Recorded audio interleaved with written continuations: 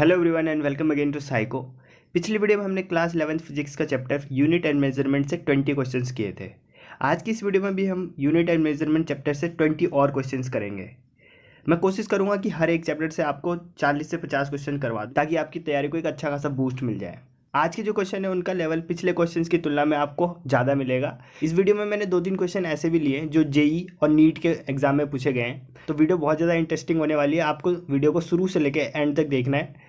Okay पिछली video में मैंने आपसे एक क्वेश्चन पूछा था, क्वेश्चन नंबर 15 का आंसर पूछा था, तो किसी ने जवाब नहीं दिया, सिर्फ एक ने जवाब दिया है, तो इनका आंसर बिल्कुल सही है। ओके एक कमेंट आया था कि सर ये तो सिलेबस में भी नहीं है डायमेंशन के अलावा। ओके तो देखिए मेरे पास इतना टाइम नहीं है कि मैं आपको सिलेबस के बाहर पढ़ाऊँ। एक तो सिलेबस इतना बड़ा है, उसी को कवर करने में हालत ख़राब हो रही है और मैं आपको सिलेबस से बाहर करवाऊँ। जो भी करवा रहा हूँ वो बिल्कुल आपके सिलेबस में। यदि आपको यकीन नहीं है तो मैं आपको सिलेबस दिखा देता हूँ। ये देखिए ये है 11th स्टैंडर्ड का सिलेबस फिजिक्स में, और ये देखिए जो पहला चैप्टर है concept of measurement and technique, इसमें आपको सारे टॉपिक्स मिल जाएंगे। Measurement unit, system of units, SI, fundamental, derived unit, ये सब इसी में जो मैं क्वेश्चन ले रहा हूँ सब आपके सिलेबस के अकॉर्डिंग ले रहा हूँ, सिलेबस से बाहर नहीं ले रहा हूँ। आपको हेड कांस्टेबल का भी सिलेबस दिखा देता हूँ मैं आपको। ये है हेड कांस्टेबल मुख्य आरक्षी का सिलेबस। इसमें देखिए dimension analysis and its application, जो ये है ये टॉपिक है, जो ये वही डायमेंशन वाला है। ठीक है, अगर यहाँ पे सिर्फ डायमेंशन लिख दिया इसका मतलब ये नहीं कि खाली डायमेंशन पूछा जाएगा, पूरा चैप्टर आएगा, आपको पूरा चैप्टर पढ़ना पड़ेगा। ठीक है, तो जो भी करवा रहा हूँ वो आपके सिलेबस में, कोई फालतू कमेंट नहीं करेगा कि सिलेबस में नहीं, आउट ऑफ सिलेबस। देखिए सिलेबस बहुत बड़ा है, वही कवर नहीं हो रहा है तो मैं आउट ऑफ सिलेबस क्यों कराऊँ, और मेरे पास इतना टाइम भी नहीं है कि मैं फालतू का जो सिलेबस से बाहर है वो करवाऊँ। तो चलिए आज की वीडियो को शुरू करते हैं। पहला क्वेश्चन देखते हैं।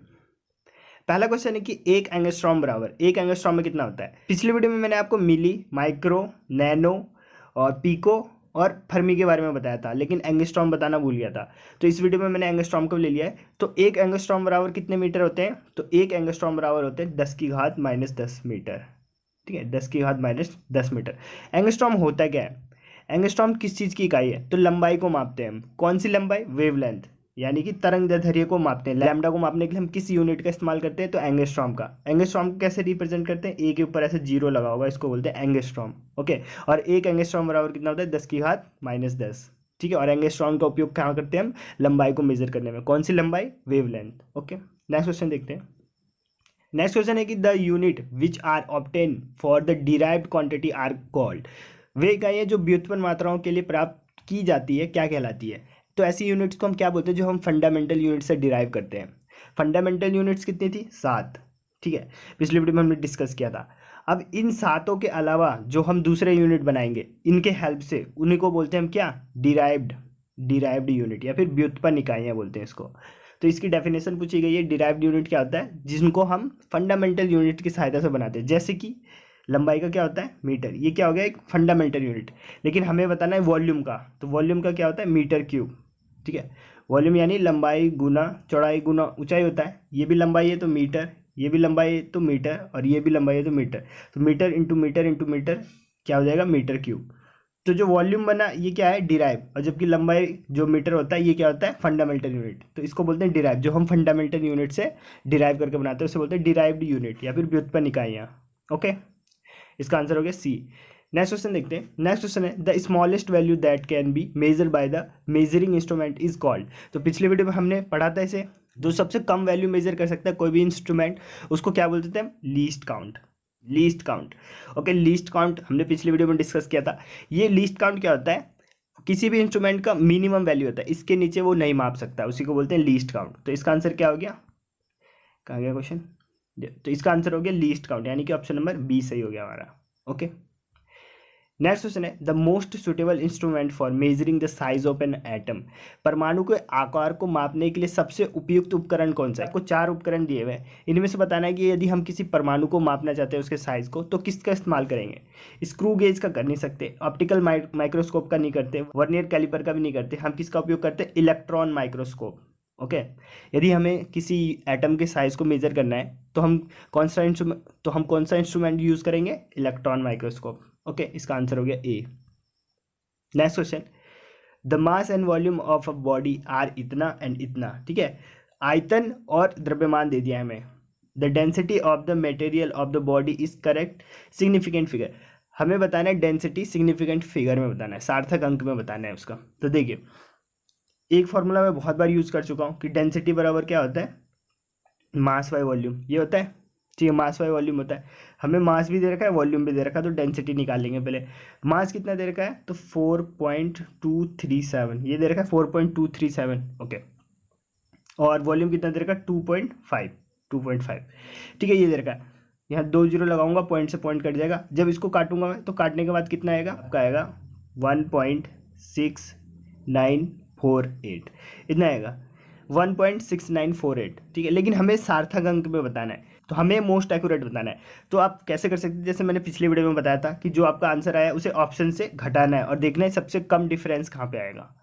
तो जब इसको घटाएंगे तो ज़्यादा डिफरेंस आएगा, इसको घटाएंगे तो भी ज़्यादा डिफरेंस आएगा। देखिए सबसे कम डिफरेंस कहाँ पे आएगा, 1.7 में। 1.7 में सबसे कम डिफरेंस आएगा और ये हमारा आंसर हो जाएगा। ठीक है, 1.7 ग्राम पर सेंटीमीटर क्यूब। ग्राम पर सेंटीमीटर क्यूब क्यों लिया, क्योंकि जो ये यूनिट दे रखी थी, मास की दे रखी थी ग्राम में, और वॉल्यूम का दे रखा था सेंटीमीटर, तो उसी फॉर्म में लिखा हमने। तो इसका आंसर क्या हो गया, सी। ओके, नेक्स्ट क्वेश्चन देखते हैं। नेक्स्ट क्वेश्चन है कि यदि सी और आर क्रमशः धारिता और प्रतिरोध को निरूपित करते हैं तो सी इंटू आर का डायमेंशन पूछा गया है। सी इंटू आर क्या होगा, इसका डायमेंशन पूछा गया। सी क्या है यहाँ पे, धारिता है, ठीक है, कैपेसिटेंस है, और आर क्या है यहाँ पे, रेजिस्टेंस है। तो इन दोनों का अगर गुना करेंगे तो हमारे पास कौन सी विमा आएगी, ये पूछा गया है। ओके, तो ये कैसे होगा, देखिए यदि आपको कैपेसिटेंस निकालने आता है, धारिता निकालने आता है, और आर निकालने आता है, तो आपका काम आसान हो जाएगा। मुझे पता है कि Q बराबर CV होता है। ठीक है, एक फॉर्मूला ये लगाऊंगा और दूसरा ओम्स लॉ लगाऊंगा, R इजगल टू V/I लगाऊंगा। ठीक है, हमें यहाँ से किसकी वैल्यू चाहिए, C की, इस V को नीचे भेज दूंगा। ठीक है, तो C इजगल टू आ जाएगा Q/V। ठीक, C इजगल टू Q/V। अब मुझे इसका निकालना है C इंटू आर, तो C इंटू आर, सी की जगह क्या रख दूंगा मैं, Q/V, इंटू आर की जगह क्या रख दूंगा, V/I। ठीक है, V से V कट गया, बचा Q/I, Q/I बचा। अब देखिए एक चीज़ पढ़ा होगा आपने I का, I इजगल टू क्या होता है, Q/T होता है। I इजगल टू Q/T होता है ना, ये इसका धारा का फॉर्मूला है ये। ठीक है, ये भी बता रखा मैंने, I equal to Q/T। Okay, तो I की जगह मैं क्या रख सकता हूँ, Q/T रख सकता हूँ, Q/Q/T। Q से Q कट जाएगा, ये T ऊपर चला जाएगा, T ऊपर चल जाएगा, मतलब खाली T बचेगा। तो हमें खाली T की विमा पता करनी है, और T की विमा क्या होती है, T होती है कैपिटल T। तो ये आ गया इसकी विमा, C इंटू आर की। तो ऑप्शन में देखते हैं ऑप्शन क्या होगा। पहला ऑप्शन है M0 L0 TA0। ठीक है, तो देखिए MB0 है, LB0 है, AB0 है, खाली T चाहिए हमें, तो ये मिल गया हमें T, यानी पहला ही जो हमारा ऑप्शन है यही सही हो गया। ठीक है, ऑप्शन नंबर ए ही सही हो गया, क्योंकि हमें खाली वहाँ पे क्या मिला है, T मिला है।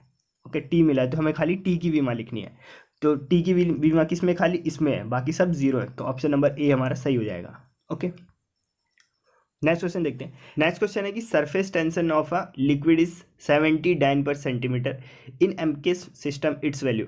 हमें एक पृष्ठ तनाव की वैल्यू दे रखी 70 डाइन पर सेंटीमीटर। हमसे पूछा गया कि इसकी एमकेएस पद्धति में वैल्यू क्या होगी। ओके, एमकेएस पद्धति में क्या होता है, देखिए लंबाई को मीटर में लेते हैं और द्रव्यमान को केजी में लिखते हैं, और जो समय होता है उसको सेकंड में लेते हैं। ओके, अब देखिए मैंने आपको पिछली वीडियो में बताया था कि 1 न्यूटन बराबर कितना होता है, 10⁵ डाइन होता है। ठीक, और अगर मैं पूछूं कि 1 डाइन बराबर कितना होगा, 1 डाइन में कितने न्यूटन होंगे, तो इसको आप नीचे भेज दोगे, यानी कि 1 डाइन बराबर हो जाएगा आपका 1.10⁵।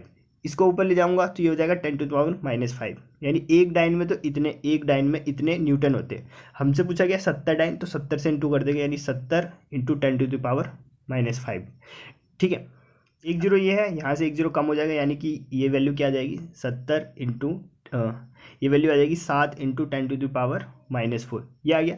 लेकिन ये किस में आया है वैल्यू, ये आया है न्यूटन पर सेंटीमीटर में। हमसे पूछा था एमकेएस में जो वो होता है लंबाई का मात्रक क्या होता है, मीटर होता है, तो हमें इसे मीटर में चेंज करना पड़ेगा। तो मीटर में चेंज करने के लिए क्या करेंगे, हम 100 से गुना कर देते हैं। 100 से गुना कर दिया, ठीक है, यानी 10⁻2 से 100 से गुना करने के बाद क्या होगा, देखिए 2 जीरो ये 2 जीरो यहाँ जुड़ जाएंगे, यानी कि -2 बचेगा बस। यहाँ पे ये -4 है, 2 जीरो और आ जाएंगे तो उसके पास -2 बचेगा, क्योंकि ये माइनस का है पॉजिटिव का। तो क्या बन जाएगा हमारा 7 × 10⁻²। ये क्या आ गया, न्यूटन पर मीटर में। और हमसे इसी में पूछा गया था कि एमकेएस में बताओ, तो एमकेएस में न्यूटन पर मीटर होता है, और कितना आ गया 7 × 10⁻²। कौन से ऑप्शन में, ऑप्शन नंबर सेकंड। ठीक है, ऑप्शन नंबर बी सही है इसका। ओके, नेक्स्ट क्वेश्चन देखते हैं। At 4 degree centigrade the density of water is equal to. हमें सबको पता है कि जो वाटर की डेंसिटी है, उसका घनत्व है, वो 4 डिग्री पर मैक्सिमम होता है। ठीक है, एक तो ये क्वेश्चन पूछा जाता है एग्जाम में कि जल का घनत्व सबसे अधिक किस तापमान पे होता है, तो 4 डिग्री सेंटीग्रेड पे होता है। ओके, लेकिन इस क्वेश्चन में पूछा गया है कि कितना होता है, तो ये तो आपको डायरेक्ट रट लेना है। अगर केजी मीटर में पूछे, केजी मीटर क्यूब में क्या होता है, 10⁻³ केजी पर मीटर क्यूब। और यदि आपको ग्राम पर सेंटीमीटर क्यूब में पूछे, ग्राम पर, ये केजी पर सेंटीमीटर क्यूब है, और यदि आपसे ग्राम पर सेंटीमीटर क्यूब में पूछे तो इसका आंसर क्या बन जाएगा, 1 ग्राम पर सेंटीमीटर क्यूब हो जाएगा। ओके, 1 ग्राम पर सेंटीमीटर क्यूब आएगा आपका ग्राम पर सेंटीमीटर में, और मीटर में कितना आएगा, 10⁻³ केजी पर मीटर क्यूब। ठीक है, तो ये दोनों वैल्यू आपको रखना है, केजी पर मीटर क्यूब में भी याद रखना है और ग्राम पर सेंटीमीटर क्यूब में भी याद रखना है।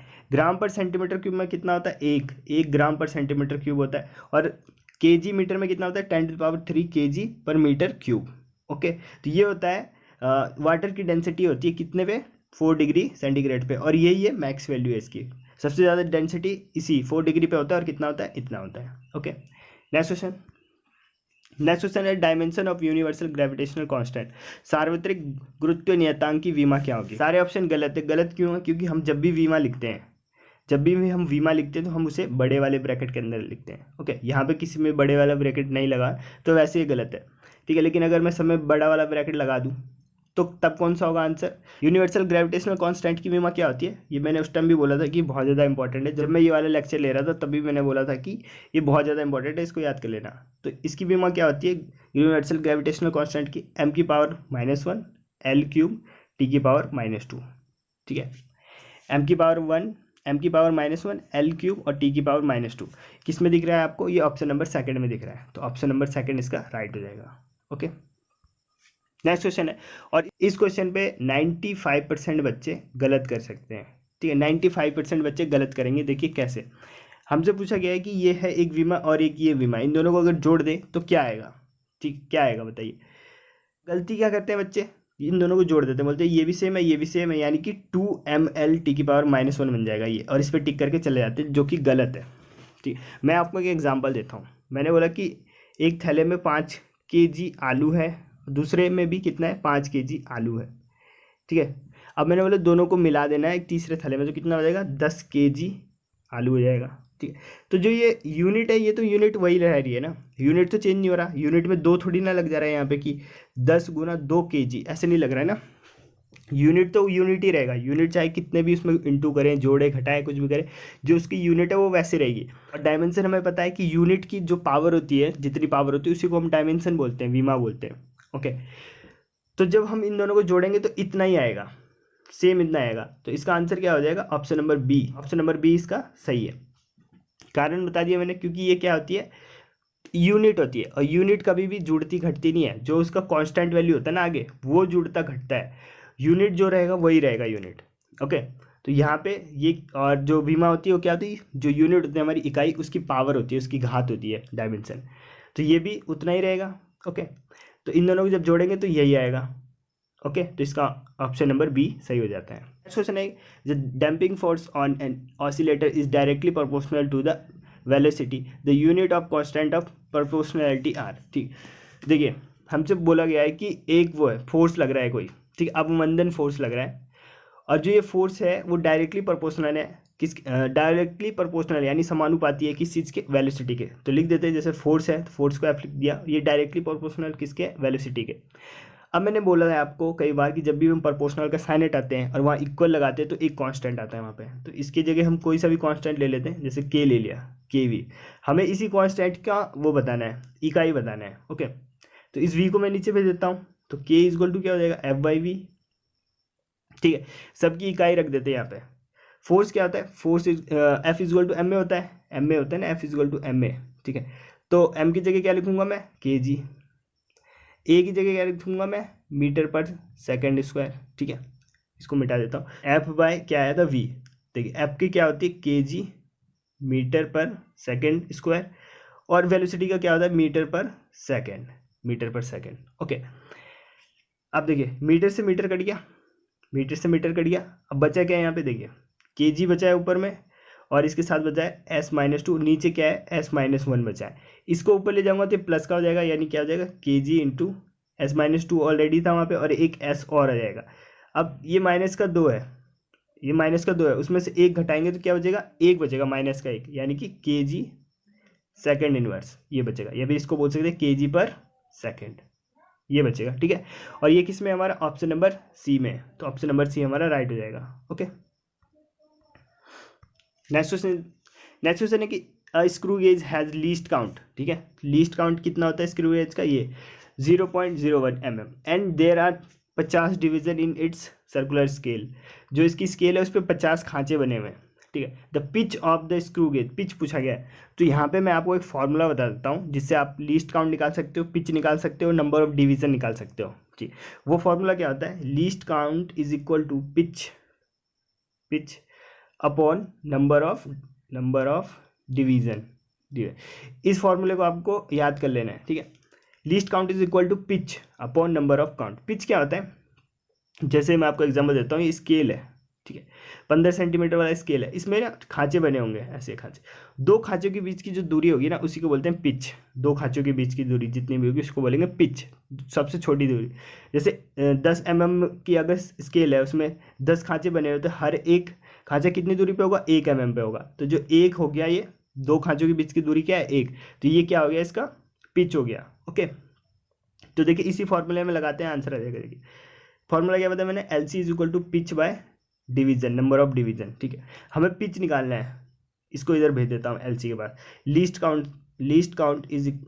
लीस्ट काउंट इनटू नीचे क्या था, number of division, division is equal to pitch आएगा। ये दे रखा है हमें, ये भी दे रखा है, पिच निकल जाएगा। लीस्ट काउंट कितना है 0.01 और डिवीजन कितना है 50। जब इसकी इंटू करेंगे तो कितना आएगा 0.5 mm में आ जाएगा, क्योंकि ये भी mm में दे रखा था इसलिए mm में आ गया। तो इसका आंसर क्या हो गया, सी, ऑप्शन नंबर सी सही है। इसका कितना होगा उसका पिच 0.5, यानी कि जो स्केल है उस पर हर एक खांचे के बीच की दूरी कितनी होगी 0.5 mm होगा। ओके, नेक्स्ट क्वेश्चन देखते हैं। यदि किसी गोले की त्रिज्या मापने में त्रुटि 2% है तो गोले के आयतन के निर्धारण में त्रुटि कितनी होगी। सेम क्वेश्चन हमने पिछले वीडियो में भी किया था।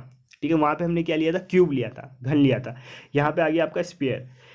उसने बोला कि अगर हम रेडियस को नापते हैं तो कितना 2% का एरर आता है। ओके, और पूरी वॉल्यूम को नापेंगे तो कितना आएगा। ठीक है, गोले का वॉल्यूम क्या होता है 4/3 पाई आर क्यूब। ये तो कांस्टेंट है, इसको हटा दो, ये भी कांस्टेंट है, हटा दो, बस क्या बचेगा आर क्यूब निकालना है।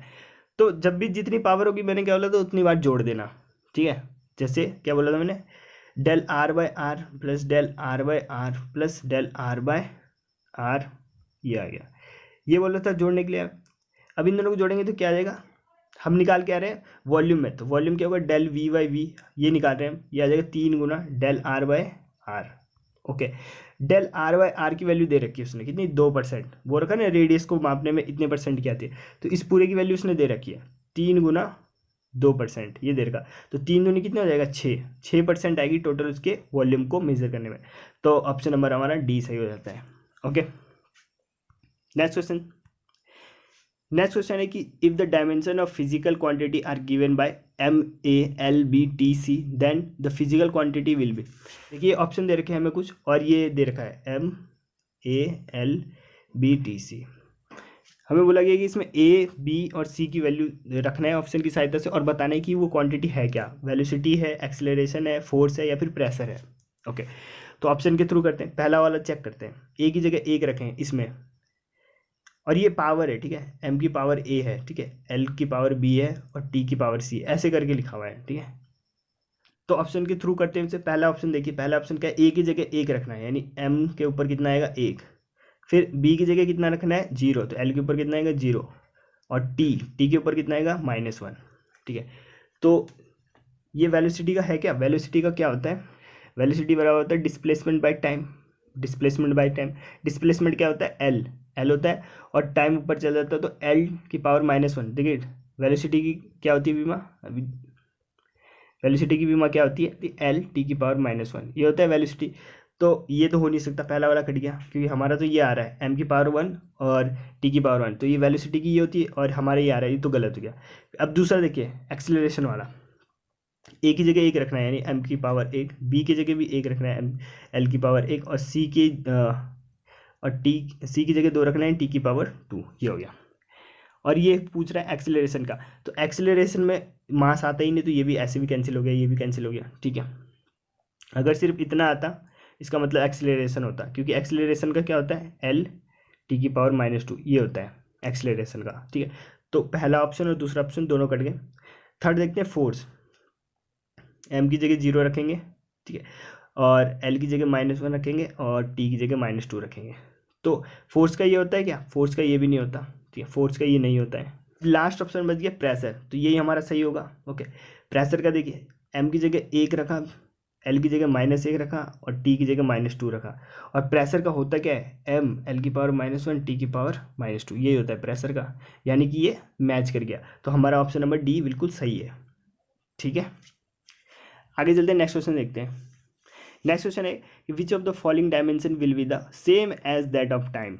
हमसे पूछा गया है कि निम्न में से कौन सी बीमा है जो समय की बीमा के समान है। कि बीमा निकाल लेते हैं जो ऑप्शन में, L/R, पहले L/R का निकालते हैं।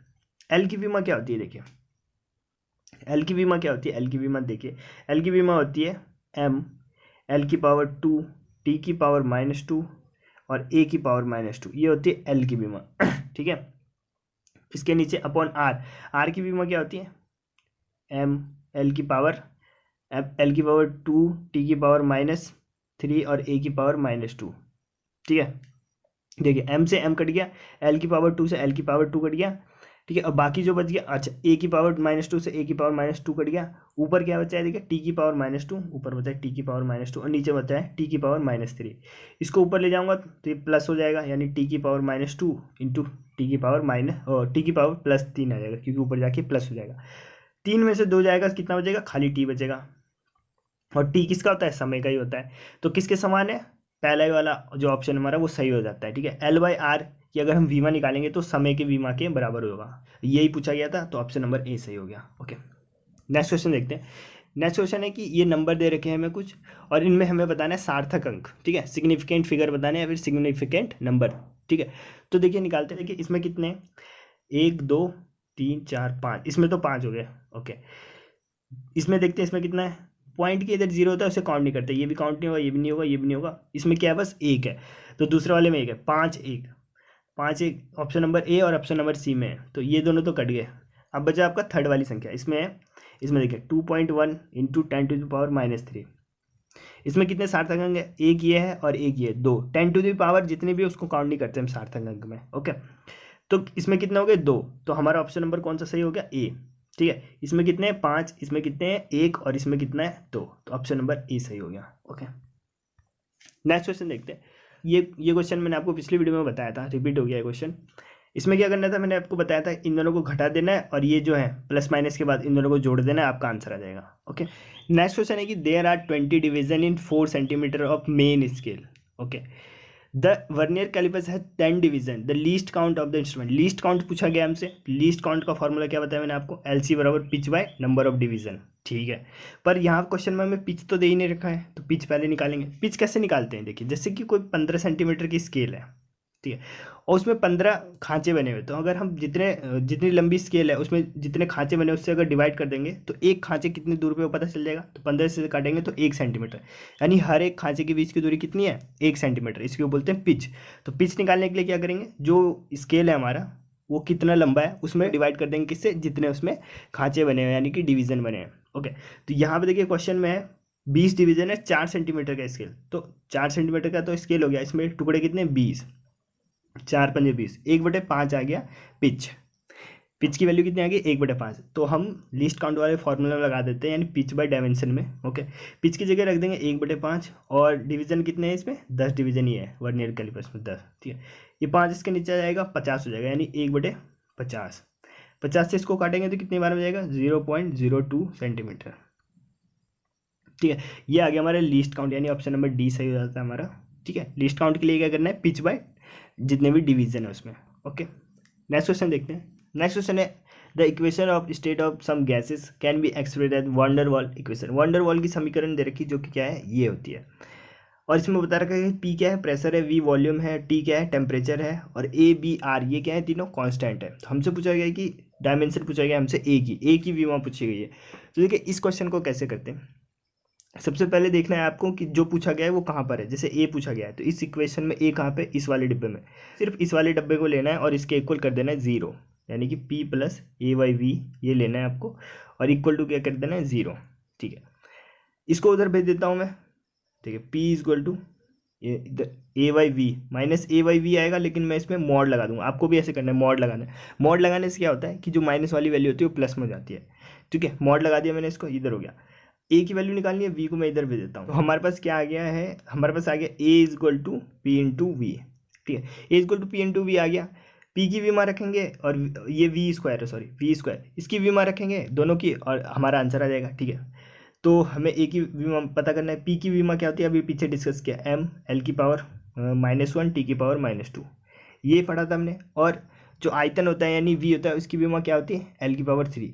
लेकिन यहाँ पे एक चीज़ गलती हो जाएगी, इसके बाहर हमने वो लगा रखा था, स्क्वायर लगा हुआ था इसके ऊपर, तो यहाँ पे भी हमें स्क्वायर करना पड़ेगा। इसके ऊपर स्क्वायर लगा हुआ है यानी इसकी इससे इंटू हो जाएगी, यानी क्या हो जाएगा देखिए, एक क्या हो जाएगा, एम एल की पावर -1 टी की पावर -2, ये तो ऐसे रहेगा, और ये बन जाएगा एल की पावर 6। ठीक है, क्योंकि इसके ऊपर स्क्वायर लगा हुआ था, 3 दूनी 6 हो जाएगा। ठीक है, अब यहाँ 6L है और यहाँ पे -1L है, इसमें से 1L घट जाएगा, यानी क्या बचेगा, एम एल की पावर 5 और टी की पावर -2, और ये हो गया हमारा आंसर, ये हो गया ए की वैल्यू। ठीक है, जो कि ऑप्शन नंबर किस में है, ऑप्शन नंबर डी में है। ठीक है, अब अगर इसका पूछता बी का बताओ, तो हम क्या करते, इसको हटा देते, सिर्फ इसको लेते हैं, ये वाला डब्बा लेते हैं, V minus B is equal to क्या कर देते, 0 कर देते। ठीक है, ये बी उधर चल जाएगा। ठीक है, तो V is equal to B.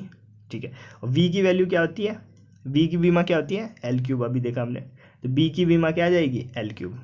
Okay, तो इस प्रकार से अगर आपके एग्जाम में क्वेश्चन आएंगे तो ऐसे करना है। ठीक है, जिसका पूछा जाएगा बस उसे देखना कि वो कौन से डिब्बे में, और उस डिब्बे को लेना है खाली, और उसको और उसके बराबर क्या कर देना है, 0, और सारी बीमा रखेंगे, उसका आंसर आ जाएगा। ठीक है, नेक्स्ट क्वेश्चन देखते हैं, लास्ट क्वेश्चन है आज का। How many types of units exist in physics. Okay, इस क्वेश्चन में गलती करने की संभावना बहुत ज़्यादा है। देखिए क्या बोला है इसमें, how many types of units exist in physics, भौतिक में कितने प्रकार की इकाइयाँ पाई जाती है। तो जल्दीबाजी में आप पढ़ लोगे कि फंडामेंटल यूनिट कितने होते हैं, तो आपको पता है 7 होते हैं, और 7 पे आप टिक करके निकल लोगे, जो कि गलत हो जाएगा। हमसे पूछा गया है कि हाउ मेनी, कितने प्रकार की भौतिक राशियाँ हैं। तो मैंने आपको बताया था सिर्फ 2 प्रकार की होती है। एक तो होती है फंडामेंटल, जिसको हम बोलते हैं बेस यूनिट, और एक होता है आपका डिराइव्ड, जो इनसे बनाते हैं हम, फंडामेंटल से जो इनको बनाते हैं इसको बोलते हैं डिराइव। तो पूरी फिजिक्स में सिर्फ 2 प्रकार की राशियां पाई जाती है, भौतिक राशियां। एक तो हो गया आपका एक हो गया आपका फंडामेंटल यूनिट्स, और एक हो गया आपका डिराइव यूनिट। तो इसका आंसर कितना हो गया, ऑप्शन नंबर सी, यानी कि 2 ही होते हैं केवल। ठीक है, तो थैंक यू गाइज, इस वीडियो को यहीं पे ख़त्म करते हैं। कमेंट के माध्यम से बताइए आपको ये वीडियो कैसी लगी, और यदि आपने इस वीडियो से कुछ सीखा है तो इस वीडियो को लाइक करें। मिलते हैं नेक्स्ट वीडियो में, जय हिंद।